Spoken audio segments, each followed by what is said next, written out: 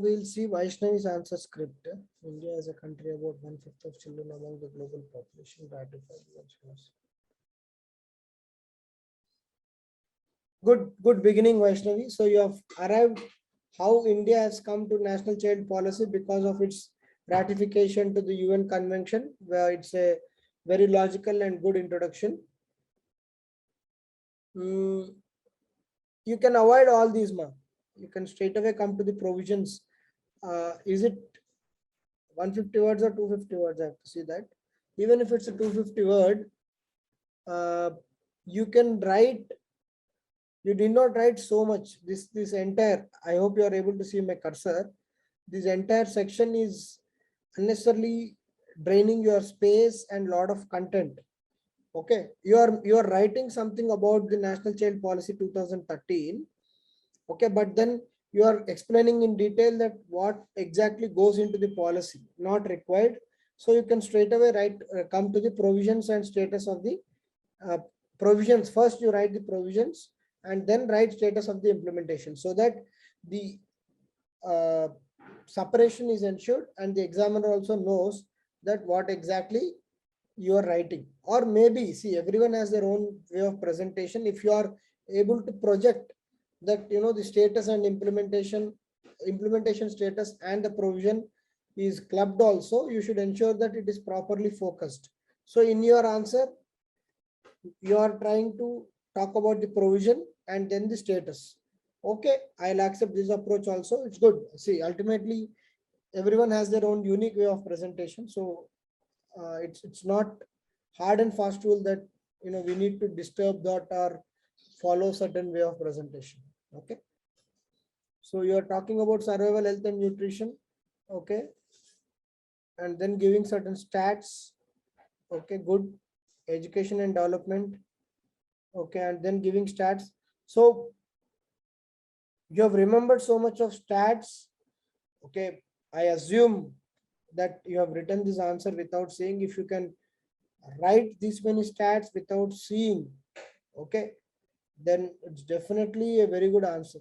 It will, examiner himself will be surprised that you are able to write so many facts, but only be sure that you are making the facts correct and you are not writing in a random way. If you don't know the facts, you just say that around, approximately, that is good. If you are making a fact, be sure about it. Okay, you have written midday meal scheme, protection. Okay, you have mentioned NCPCR, POSCO scheme. Okay, good. So you written one dimension. You have to write some way forward also, because not everything is so green, right, Vaishnavi? Not everything is so green. So there are certain gray areas also. You have to mention that gray areas. Okay. So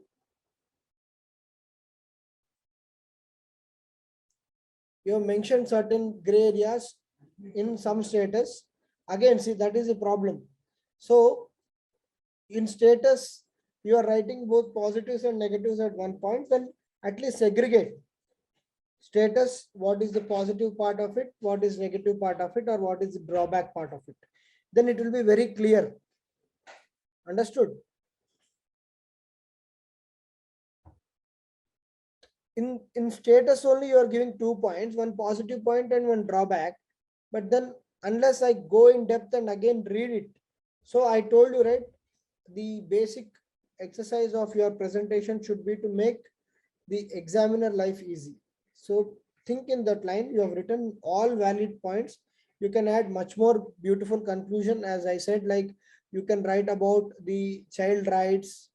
Okay, child rights, and then you can write about the sustainable development goals and how India is still having a lot of future with regard to the demographic dividend, and it should ensure that the children are given proper care, and the national child policy is implemented as it was aspired, so that the future of the country is taken care. Okay, you made points, but the presentation of points, I feel, has to undergo certain change.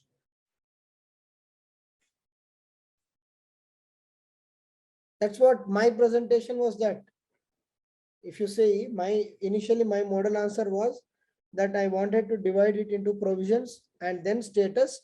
In status, what are the positive aspects and what are the drawbacks, so that I'm making the life of the examiner perfect and clear. Okay, fine. Anything else?